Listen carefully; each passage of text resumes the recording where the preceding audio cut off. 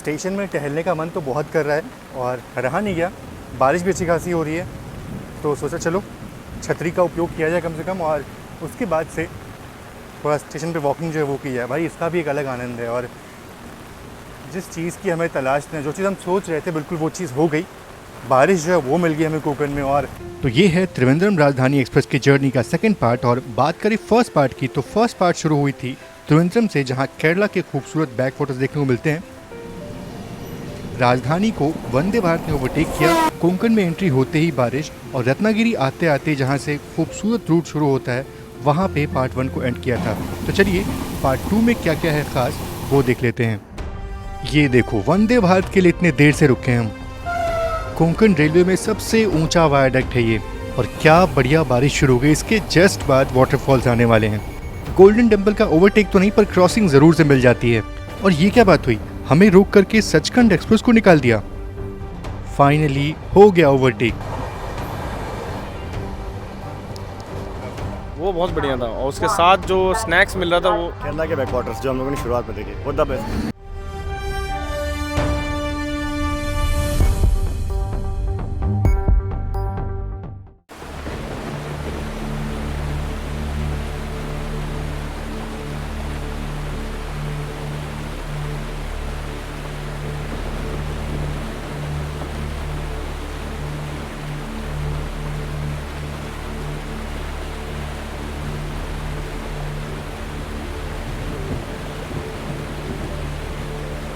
बारिश, बहुत ही तगड़ी बारिश हो रही है, और अब ना वापस चलते हैं, क्योंकि अगर भीग गए तो जर्नी जो है वो फिर करने मज़ा नहीं आएगा। अच्छा है, बहुत सारे वाटरफॉल्स जो वो देखने को मिलेंगे जर्नी में। और ये रही अपनी त्रिवेंद्रम राजधानी एक्सप्रेस। तो इसी राजापुर रेलवे स्टेशन पे अपनी ट्रेन यहाँ पे रुकी हुई, क्योंकि यहाँ पे जो मडगांव वंदे भारत है वो भी क्रॉस होने वाली है, और इसीलिए हमारी ट्रेन यहाँ बहुत देर से रुकी हुई है।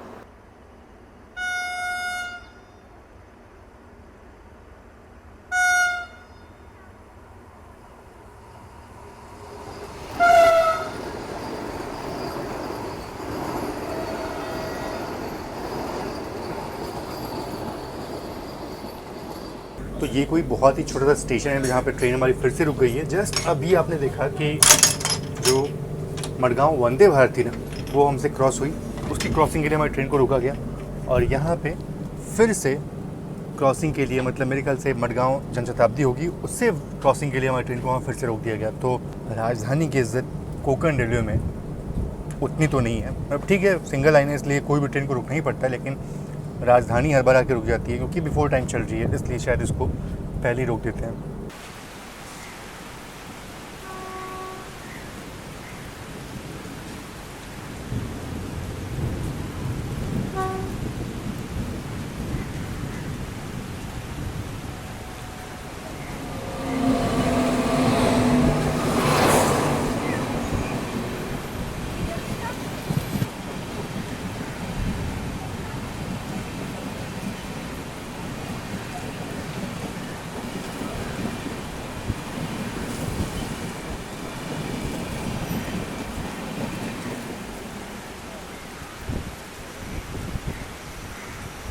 तो इस कोकण रूट में ना बिल्कुल बैक टू बैक टनल्स जो है वो आते हैं, और फिलहाल अभी हमारी ट्रेन जो है बिल्कुल टनल के अंदर से गुजर रही है, और अब जल्दी ही रत्नागिरी पहुंचने वाले हैं। पर रत्नागिरी पहुंचने से पहले जो पनमल वायाडक्ट है वो देखने को मिलने वाला है। और जब मैं पिछली बार ट्रैवल किया तो सब कुछ लाइक ब्राउनिश था, बहुत ग्रीन नहीं था, लेकिन इस बार ना अब सब कुछ ग्रीन जो है वो देखने को मिलने वाला है। तो चलो चलते हैं और बाहर पनमल वायाडक्ट जो है उसको देखते हैं।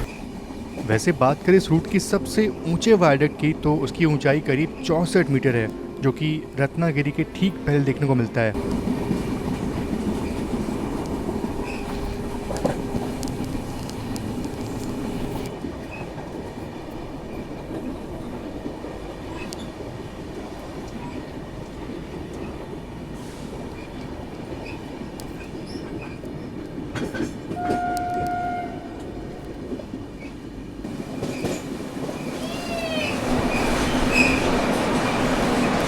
और मेरे ख्याल से इसी टनल के बाद वो सबसे ऊंचा वायडक्ट आता है।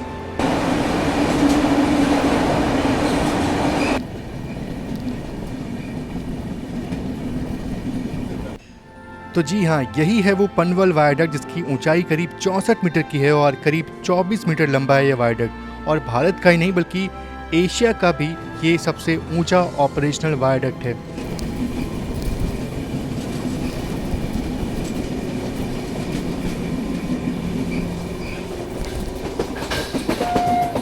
तो चलिए, पनवल वायडक्ट को क्रॉस करने के बाद अब पहुंचने वाले हैं रत्नागिरी रेलवे स्टेशन और दोपहर के करीब 12:30 बजे का वक्त हुआ है।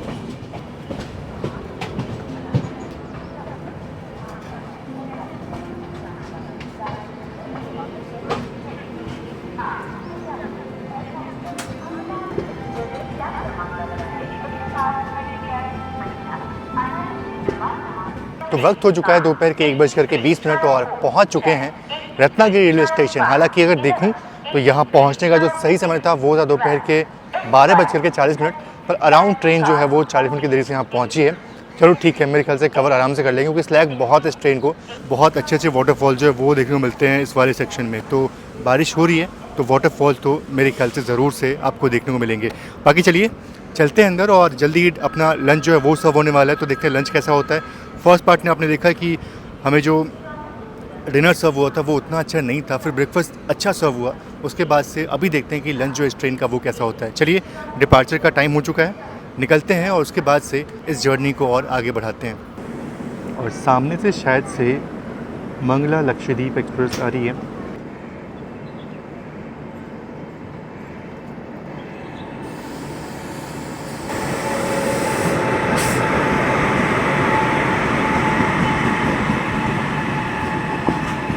चलिए, हमारे डिपार्चर का भी अब संकेत हो चुका है।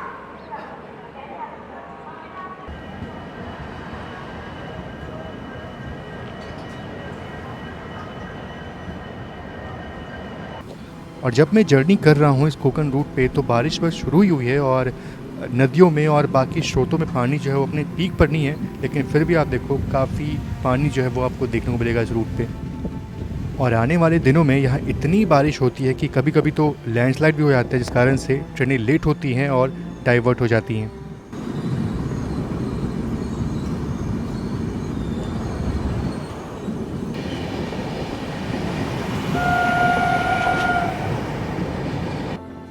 और ये है करबूडे टनल, जो कि कोकण रेलवे का सबसे लंबा टनल है। इसकी लंबाई करीब 6.5 किलोमीटर की है और ये टनल भोके और उक्षी स्टेशन के बीच में आता है।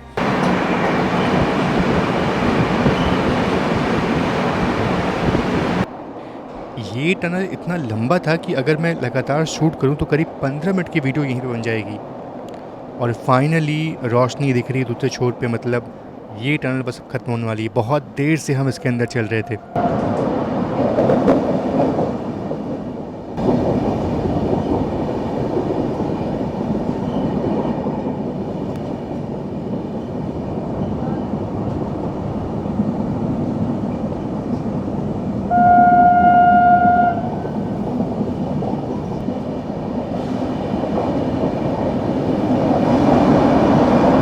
और मेरे ख्याल से इस टनल के बाद ही रणपत वाटरफॉल देखने को मिलेगा, जो कि इस रूट का सबसे खूबसूरत वाटरफॉल है। तो ये रहा रणपत वाटरफॉल। थोड़ा स्लो मोशन में देखते हैं और करीब से देखते हैं।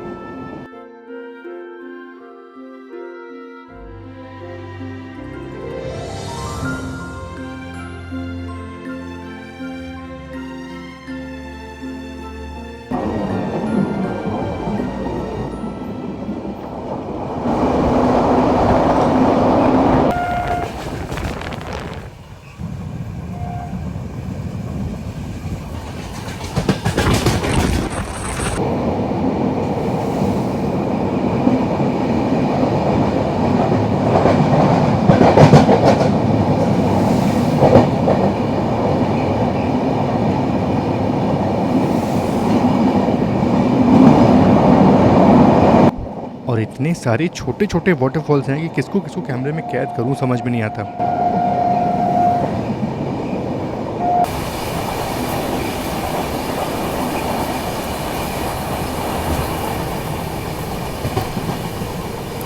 तो इतने अच्छे अच्छे नज़ारे और क्या वाटरफॉल्स देखने को मिले। बढ़िया बढ़िया नदियाँ जो है वो क्रॉस हो रही हैं। कोकण में जर्नी करने का ये बहुत ही बेस्ट समय होता है, मानसून का वक्त। सब कुछ आपको देखने को मिल जाता है। और ऐसे में अगर आप फर्स्ट क्लास में सफ़र कर रहे हो फिर तो जर्नी आपकी और स्पेशल बन जाती है। फिलहाल ये हमारी ट्रेन का लंच जो है वो सर्व हो गया है। और ये जो थाली आप देख रहे हो ये स्पेशल जैन थाली है। इसमें आपको एक्स्ट्रा जो है पनीर की भुर्जी जो है वो मिली है। ये आप बनवा सकते हो, अगर आप जैन धर्म को फॉलो करते हो तो आप ज़रूर से बिना लहसुन प्याज का भी खाना फर्स्ट क्लास में ऑर्डर कर सकते हो, आपको वो सब चीज़ें उपलब्ध करवा दी जाएंगी। बाकी अगर मैं बात करूँ रेगुलर थाली की तो इसमें आपको देखो इसमें पनीर की सब्ज़ी जो है वो दी गई है, बिल्कुल लहसुन प्याज सब कुछ मिक्स है अच्छे से। इसमें दाल जो है वो बढ़िया तड़का मार के दी गई है। भिंडी की सब्ज़ी यहाँ पे दिख रही है जो कि अच्छी बात लगी मुझे।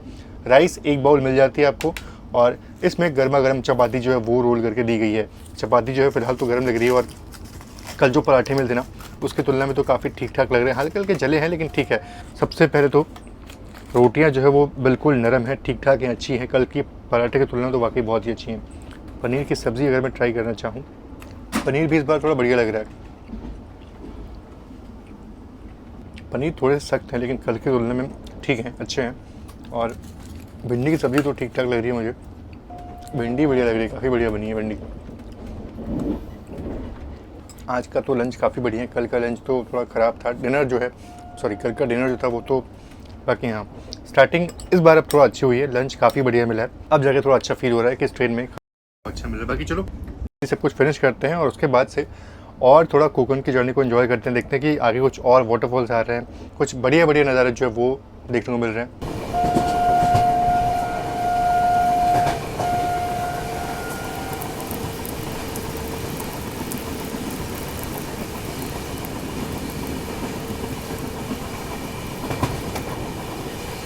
और चिपलून के पहले वशिष्ठी नदी आती है। ये भी कोकण में बहने वाली नदियों में सबसे इम्पोर्टेंट नदी है।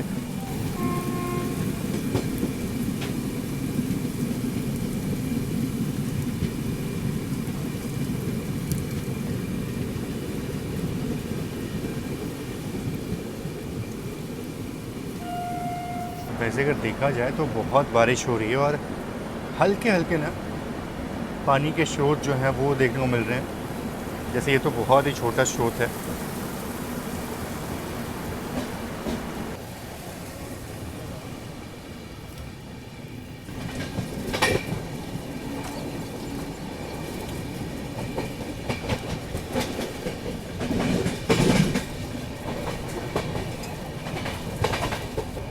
और यहाँ पे अपनी क्रॉसिंग हो रही है पोरबंदर कोचीवली एक्सप्रेस के साथ।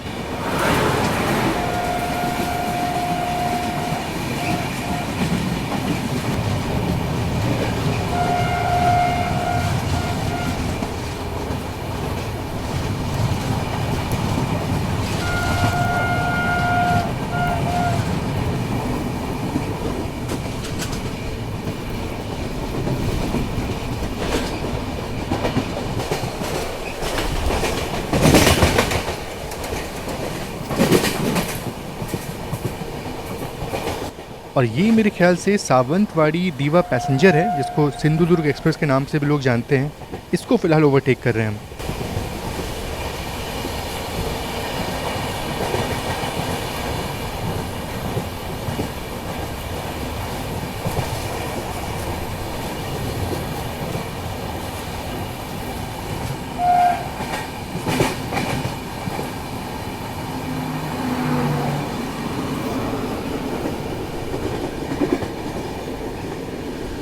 और अभी हमारी ट्रेन सावित्री नदी को क्रॉस करने वाली है और वहाँ ना नदी के किनारे बहुत ही खूबसूरत गांव है जो कि देखने में बहुत ही अच्छा लगता है। और यहाँ पे काफ़ी देर से ट्रेन रुकी हुई थी।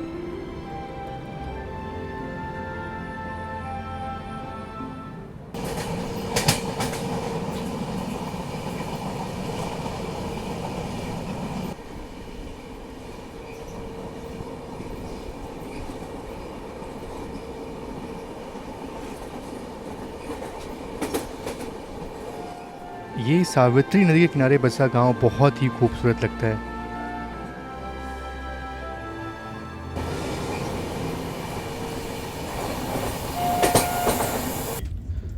तो शाम के 5 बजने वाले हैं और इवनिंग टी भी सर्व हो गई है। इवनिंग टी में वही समोसे, रोस्टेड आलमंड, स्वीट, कचौरी और टी मिल जाती है। और बाकी अगर आप टी किट से चाय बनाना चाहते हो या फिर बनी बनाई चाय लेना चाहते हो वो आपके ऊपर है, आप दोनों ऑप्ट कर सकते हो।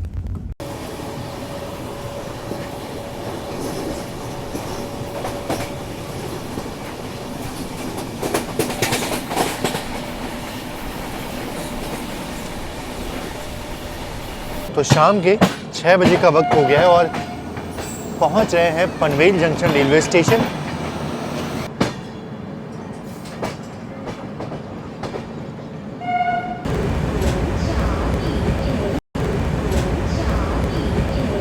तो करीब 1459 किलोमीटर की जर्नी करने के बाद ट्रेन अपने 14th हॉल्ट पे रुक चुकी है और ट्रेन बिल्कुल सही समय पे यहाँ पहुँची है। पनवेल से मुंबई की दूरी करीब 40 किलोमीटर की है और ये जंक्शन इसलिए क्योंकि यहाँ से करजत होते हुए पुणे की लाइन अलग होती है और यहीं से दीवा की तरफ भी लाइन जाती है और हम ऐसे ही भिवंडी होते हुए वसई रोड पहुँचेंगे। तो थोड़ी देर रुकने के बाद डिपार्चर हो गया पनवेल से और ये WCM-3 लोकोमोटिव है। आज भी मुंबई के आसपास के एरिया में देखने को मिल जाता है और मैंने तो इसको अपने एरिया में भी देखा है। बाकी बहुत ही सक्षम लोकोमोटिव है और अब तो धीरे धीरे ये बहुत रेयर होते जाएंगे।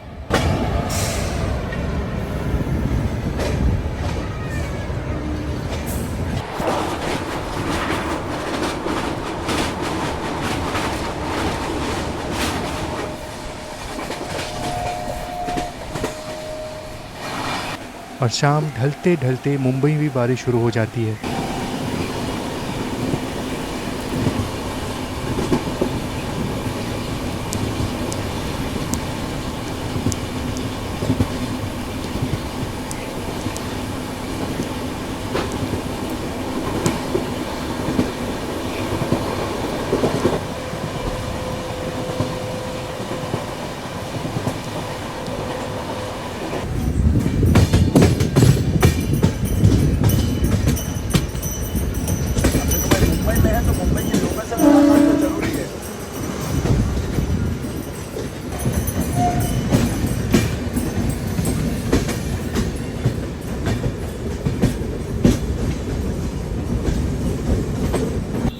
और फाइनली वसई रोड स्टेशन पहुंच रहे हैं और अब इस स्टेशन को पार करते ही हम लगभग मुंबई के पार हो चुके होंगे। वैसे ये स्टेशन बहुत ही हिस्टोरिक है।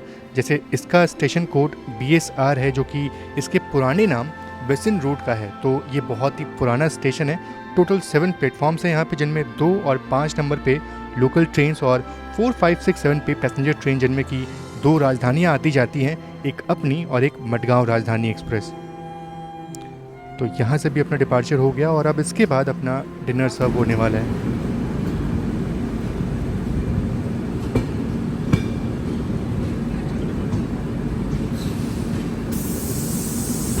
तो रात के करीब 9:20 का वक्त हुआ है और डिनर तो पहले ही आ गया था, लाइक 10 मिनट 20 मिनट पहले ही आ गया था। बाकी अभी जाके अनबॉक्सिंग कर रहे हैं। अच्छा, एक और चीज़ है कि आज डिनर में थोड़ा बदलाव है। तो देखो ये रहा आज का डिनर। बदलाव सिर्फ इसमें है, कोफ्ते में है। कोफ्ता जो है वो थोड़ा अलग आया इस बार, मतलब पनीर की जगह कोफ्ता है। दाल में भी थोड़ा बदलाव लग रहा है वैसे, अगर देखो तो थोड़ा दाल में बदलाव लग रहा है, मिक्स दाल लग रही है कोई ये। और ड्राई वेज है, आलू भुजिया, राइस है और इसमें रोटियाँ हैं। रोटियाँ देखो बिल्कुल इस बार ठीक है। क्यों भाई, रोटियाँ सही है क्या इस बार? अच्छे इसका खाना सही है। चलो रोटियाँ मतलब ठीक है। पराठे तो अजीब से थे, वो कल का डिनर जो था पत्थर जैसे पराठे थे। आज इसमें सबसे अच्छा क्या लगा? लाइक कोफ्ते। मेरा अभी हाथ है। अच्छा, कोफ्ते।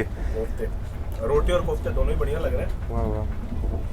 चलो फिर मैं भी ट्राई करता हूँ क्योंकि मुझसे भी रहा नहीं आ रहा, क्योंकि भूख तो लगी है। अब इवनिंग टी में हम लोग कुछ खाते हैं नहीं, सिर्फ चाय पीते, क्योंकि सैंडविच और जो कचौड़ियाँ होती हैं वो तो ऐसी होती है। रोटियाँ देखो कितनी रोटियाँ, 4 रोटियाँ दी गई हैं और गर्मा गर्म बिल्कुल बढ़िया, बहुत ही बढ़िया, सच में टेस्टी है। और पनीर खा के तो सच में बोर हो चुके थे, तो कुछ नया ट्राई करना है इस बार। दाल भी लगे हाथ तो टेस्ट कर ही लेते हैं, क्योंकि दाल थोड़ी सी अलग है। दाल भी बढ़िया लग रही है। तो हाँ, ओवरऑल अगर बात करूँ अब डिनर की ना, तो काफ़ी बढ़िया, काफ़ी अच्छा लग रहा है। फर्स्ट डे थोड़ा बेकार हो गया, थोड़ा बुरा हो गया था, लेकिन उसके बाद से सर्विसेज जो है वो थोड़ी सी अच्छी हो गई, काफ़ी अच्छा लग रहा है। बाकी चलो जल्दी से डिनर जो है वो फिनिश करते हैं, क्योंकि बहुत सारे स्किप जो है वो वेट कर रहे हैं हमारा, और साथ ही साथ सूरत भी हम पहुँचने वाले हैं कुछ देर बाद, तो उसका अराइवल लेना भी ज़रूरी है। और ये एक तरह से आखिरी रात है इस ट्रेन में, तो थोड़ा सा इन्जॉय भी करेंगे। थोड़ा लाइट वेट बंद करके और खिड़की से बाहर देखना प्रेफर करेंगे। बहुत देर से हम लोग डोर पे खड़े थे, तो ये भी ट्राई करना है फ़िलहाल। तो ये देखो हमने लाइटें जो है वो बंद कर ली है, और जैसे स्टेशन आएगा हल्का फुल्का आपको दिखाई देगा यहाँ से। फिलहाल तो बहुत बाहर अंधेरा है, और यहीं से सोच रहे हैं कि वलसाड का स्किप हम लें।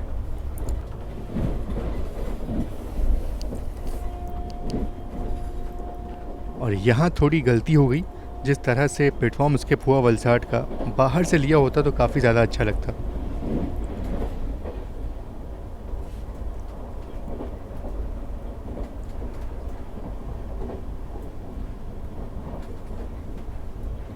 बाकी पालघर का भी बहुत स्लो स्पीड में स्किप हुआ था, तो मैंने वो चीज़ कट कर दिया। बाकी बिलीमोरा का स्किप ठीक ठाक रफ्तार में हुआ, तो ये देखना बनता है।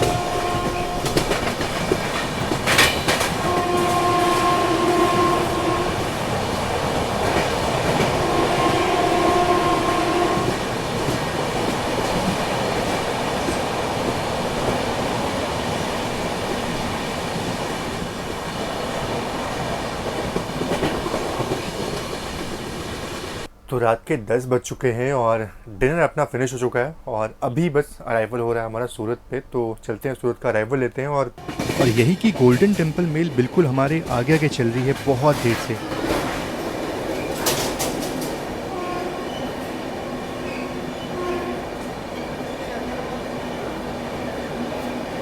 तो वक्त हो चुका है रात के 10:15 का और फाइनली अपनी सवारी पहुंच चुकी है सूरत रेलवे स्टेशन। और यहाँ पहुँचने का जो सही समय था वो बिल्कुल यही समय था, यानी कि 10:15। तो बिल्कुल ऑन टाइम ट्रेन यहाँ पहुँची है। ये देखो, जस्ट आपसे बातें कर रहा था, बातें करते करते बारिश शुरू हो गई।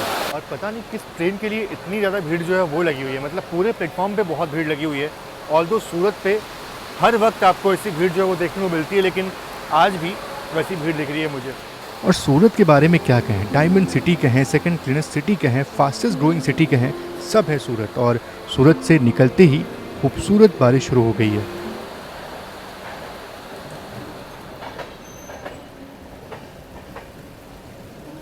तो रात के करीब 12 बज चुके हैं और फ़िलहाल ना एक पावर नैप फिनिश हो गया था मैं, और अभी उठाऊँ जस्ट क्योंकि वडोदरा पहुंचने वाले हैं हम। और वडोदरा में ना हमारे एक दोस्त हैं, वो भी आए हुए हैं, तो उनसे मिलना है, तो चलते हैं। अदरवाइज़ हम वडोदरा शायद हम स्किप करे थे, हम लेते नहीं, लेकिन जस्ट बिकॉज वो दोस्त हैं इसलिए हमें बाहर जाना पड़ेगा और उनसे मिलते हैं और साथ ही साथ वडोदरा का अराइवल जो है वो भी देख लेते हैं।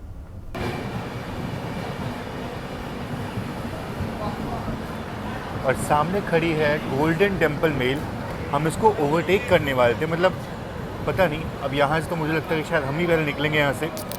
और बहुत देर से ये गोल्डन टेम्पल मेल हमें ट्रोल कर रही थी, बिल्कुल हमारे आगे आगे निकल रही थी, और जिस कारण से हमारी ट्रेन बहुत दफ़े स्लो हुई, बहुत बार स्लो हुई।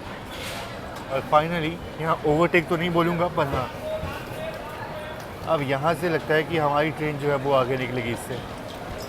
फाइनली अनिरुद्ध भाई, नमस्कार सर, आपका फॉलोवर हूँ, बहुत वीडियो देखता हूँ। आपने अभी दिखाई महाबोधि की सुपरफास्ट स्पीड, मज़ा आ गया। Thank you. मुझे बहुत दिनों से उम्मीद थी मिलने। मेरे साथ भी ले लीजिए, मेरा भी आ गया, मेरे घर वालों को दिखाऊंगा। मैं जैन सैन भाई से मिल के आया। बिल्कुल बिल्कुल, चलो अच्छा लगा। जर्नी बहुत अच्छी होती है, ये त्रिवेंद्रम से ना बहुत बेस्ट गाड़ी है। बिल्कुल बिल्कुल, अच्छा लगा आपसे मिल करके। चलो फिलहाल तो गोल्डन टेम्पल मिल को आगे निकाल दिया है और हमारी ट्रेन को भी यहीं पे रोक के रखेंगे। मतलब इसका ओवरटेक तो पक्का है, पर पता नहीं कहाँ पे होगा, वो देखने वाली बात होगी। बाकी हम तो सो जाते, अगर अनिरुद्ध भाई से मिलना नहीं तो हम सो जाते पक्का, क्योंकि बहुत थक गए थे भाई। जल्दी वापस साथ में जर्नी करते। नहीं, ये भाई बस वादा करते हैं, ट्रैवल नहीं करते। बहुत काफ़ी टाइम हो गया है ट्रैवल। चलो कोई नहीं, ठीक है।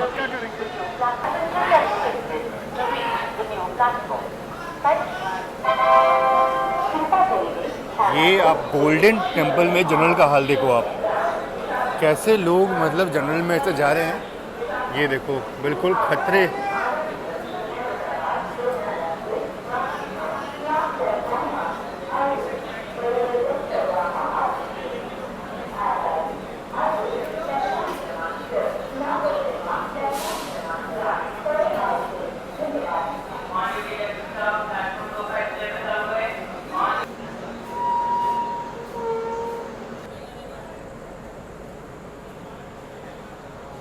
तो वडोदरा से भी अपना डिपार्चर हो चुका है और अब थोड़ी सी थकान हो रही है, तो करता हूँ रेस्ट और सीधे आपसे मिलता हूँ सुबह के वक्त में, जो हमारी ट्रेन कोटा जंक्शन पहुँच रही होगी। गोल्डन टेम्पल एक्सप्रेस से निकलते ही तुरंत 5 मिनट के अंदर हमें डिपार्चर मिल गया है।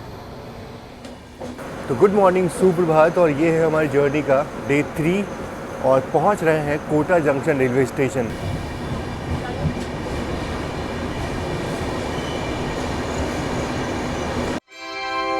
कृपया ध्यान दीजिए, गाड़ी संख्या 12431 त्रिवेंद्रम राजधानी एक्सप्रेस त्रिवेंद्रम से चलकर हजरत निजामुद्दीन को जाने वाली कोटा रेलवे स्टेशन के प्लेटफॉर्म क्रमांक 1 पर आ चुकी है। धन्यवाद। वैसे अगर बात करूँ यहाँ पहुँचने की सही समय की, तो यहाँ पहुँचने का जो सही समय था वो था 6:45 और ट्रेन हमारी करीब 20 मिनट पहले यहाँ पहुँची है। तो हाँ, बिफोर टाइम ट्रेन यहाँ पहुँची है। और एक और चीज़ है कि पता नहीं भगवान जाने की गोल्डन टेम्पल का कब ओवरटेक हुआ, क्योंकि बहुत देर तक उस ट्रेन ने ट्रोल किया था। तो राजधानी कोटा पहुँची 6:20 पे और यहाँ से डिपार्चर 6:55 का है। तो अब अगर देखा है तो ऑलमोस्ट 35 मिनट की ट्रेन यहाँ पे रुकने वाली है। बहुत बिफोर टाइम आके यहाँ पे ट्रेन रुक चुकी है। तो डिपार्चर हो चुका है कोटा से। बाकी हाँ, यहाँ से गुना की लाइन, चित्तौड़गढ़ की लाइन, रतलाम की लाइन और आगे सवाई माधोपुर की लाइन मिलती है। और इसीलिए कि एक बड़ा जंक्शन रेलवे स्टेशन है और राजस्थान में बहुत बड़ा स्टेशन है ये।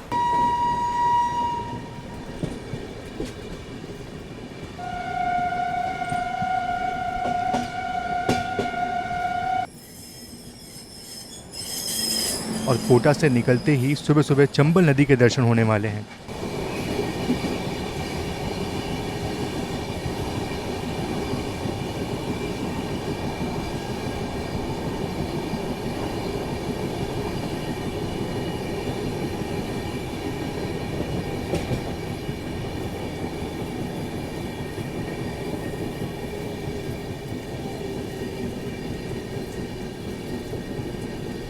तो कोटा से निकलते ही हमारा टी जो है वो सर्व हो गया। हालांकि कोटा में हमने बहुत अच्छी कॉफ़ी ऑलरेडी पी ली थी, तो चाय जो है अब साथ में चाय पियेंगे हम लोग। बाकी हाँ, अब इसके बाद ना ट्रेन जो है वो नॉन स्टॉप 450 किलोमीटर, 450 नहीं 458 किलोमीटर जो है वो नॉन स्टॉप चलने वाली है। बिल्कुल कहीं कोई हॉल्ट नहीं है ट्रेन का। और सबसे अच्छी बात ये है कि बहुत सारे अच्छे अच्छे स्टेशन को हम स्किप करने वाले हैं और 130 की रफ्तार में, जिसमें सवाई माधोपुर हो गया, हिंडौन सिटी हो गया, उसके बाद से आपका बयाना हो गया, गंगापुर सिटी हो गया, भरतपुर हो गया, इतने सारे स्टेशन को हम स्किप करने वाले हैं। तो ये बहुत मज़ेदार होने वाला है। बाकी हाँ, करीब 12:30 तक हम पहुँचेंगे हजरत निज़ामुद्दीन रेलवे स्टेशन। और एक और चीज़ है कि इसके ठीक आगे आगे कोटा जनशताब्दी चल रही है और मुझे नहीं लगता कि शायद हम उसका ओवरटेक करेंगे, क्योंकि वो ट्रेन को भी प्रायोरिटी काफ़ी मिलती है। मैंने देखा है अच्छी खासी प्रायोरिटी मिलती है इस रूट पे, तो उसको ओवरटेक करना तो बहुत मुश्किल होगा। गोल्डन टेम्पल को ओवरटेक करने में इतना दिक्कत हो गया, इतना देर तक उसने ट्रोल किया, तो ये तो जनशताब्दी है, तो इसका ओवरटेक तो मेरे ख्याल से भूल ही जाओ।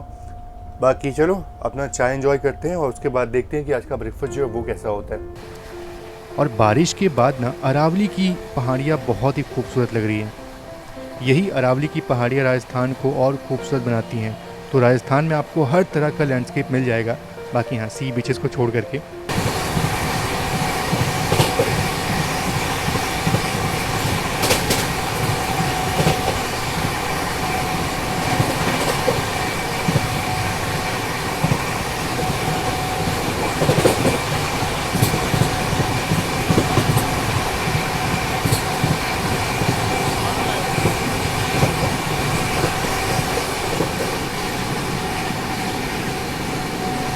तो हमने सोचा था कि सवाई माधोपुर का स्किप जो है बहुत अच्छा मिलने वाला है, लाइक हाई स्पीड में मिलने वाला है, पर ट्रेन बहुत ही स्लो हो गई।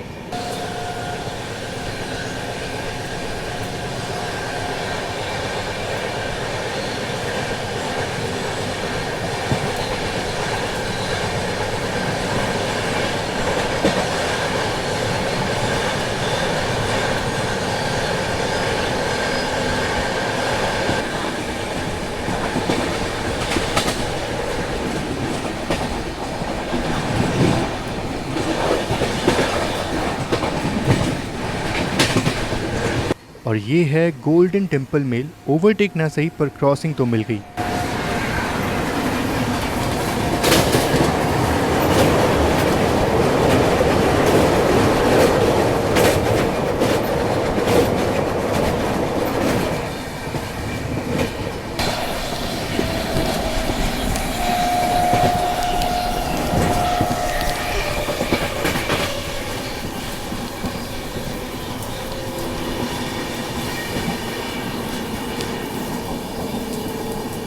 और गंगापुर सिटी का स्किप शुरू तो अच्छा हुआ, पर अंत में ट्रेन स्लो हो जाती है।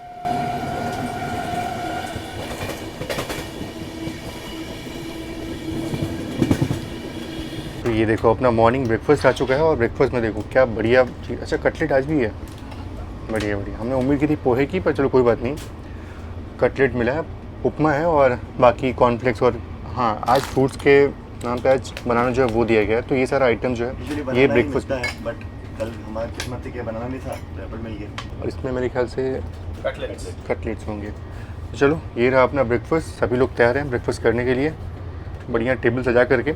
और ये आखिरी मील होने वाला है अपनी जर्नी का।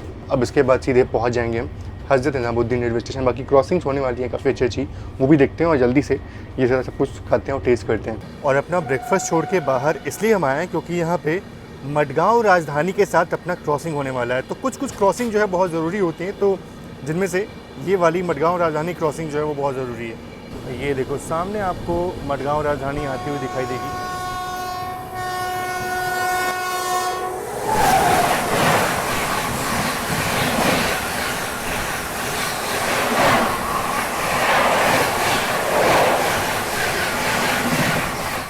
आज का उपमा कल के उपमा से थोड़ा सा फीका है, बाकी ठीक है, मतलब काम चला हुआ अच्छा है, उसको बुरा नहीं बोल सकता मैं।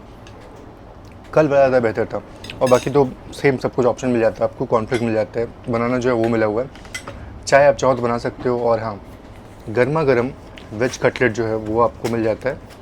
तो सोच रहा हूँ कि लगे हाथ तो उसको भी ट्राई कर ही लीजिए।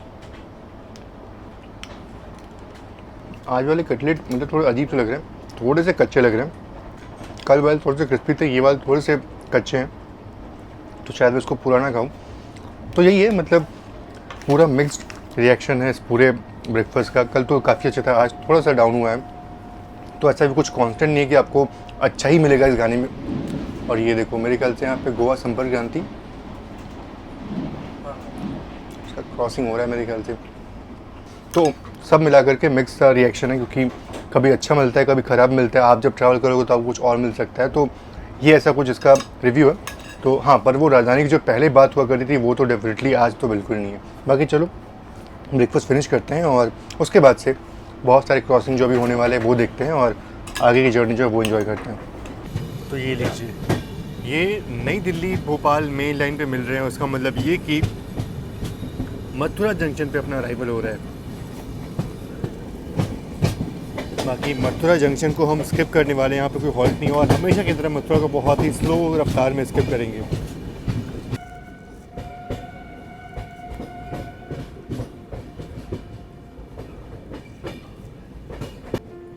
और इस ट्रेन को याद रखना है, तो ये एक नॉर्मल सुपरफास्ट ट्रेन है जिसका नाम है सचखंड एक्सप्रेस। पर आज इसने राजधानी को बहुत ज़्यादा ट्रोल किया है और आगे देखना आप।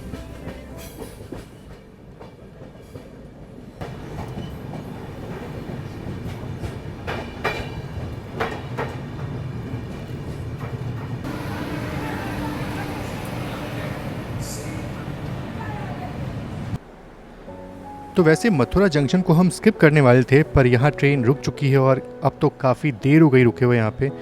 जन शताब्दी एक्सप्रेस अभी निकली यहाँ से, शायद इसीलिए बहुत देर से यहाँ पे ट्रेन को रोका गया है।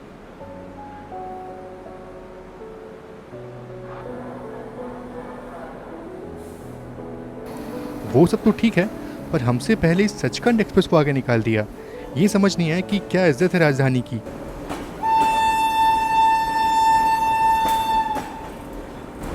ये देखो सचखंड एक्सप्रेस को यहाँ से डिपार्चर मिल गया और हमारी ट्रेन अभी भी यहीं पे खड़ी है। ये चीज़ समझ नहीं आई मुझे, राजधानी को क्या प्रायोरिटी मिल रही है।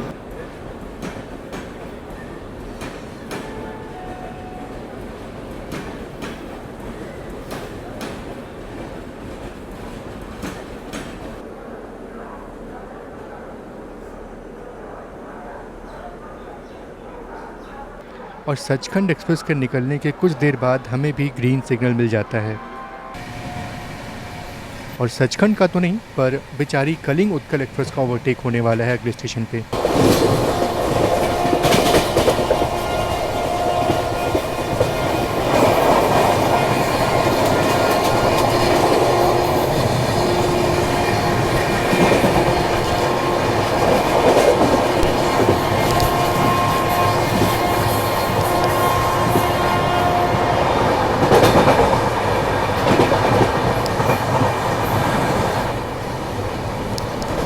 चलिए सफ़र का अंतिम पड़ाव आ चुका है, फाइनली पहुंचने वाले हैं हज़रत निज़ामुद्दीन रेलवे स्टेशन।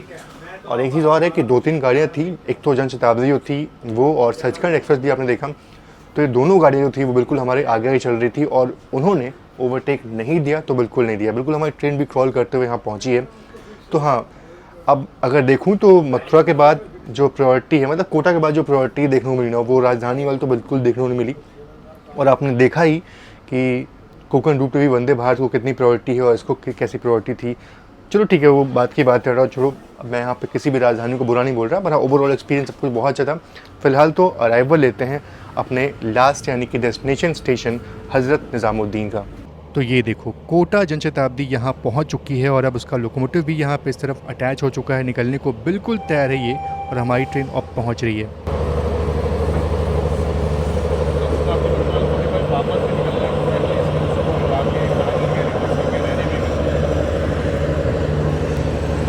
और एक बात, सचखंड एक्सप्रेस को हम ओवरटेक नहीं कर पाए।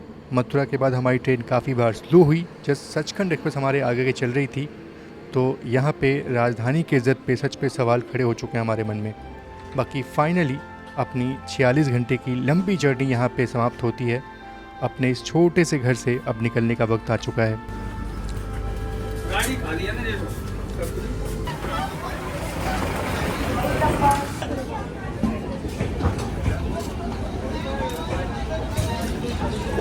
चलिए फाइनली अपनी 2800 किलोमीटर की जर्नी जो वो पूरी होती है। करीब 46 घंटे हमने इस ट्रेन में बिताए हैं और वाकई में जब इस ट्रेन से हम नीचे यहाँ पर उधर है ना, मतलब सब कुछ देखते हुए, सारा दृश्य देखते हुए हमने जर्नी अपनी केरला शुरू की थी, फिर हम बीच में कर्नाटका कुछ हुए, फिर उसके बाद हम महाराष्ट्र आए, फिर उसके बाद अनेकों स्टेट्स लाइक गुजरात, राजस्थान, सबको, मध्य प्रदेश, सब होते हुए यहाँ पहुँचे हैं।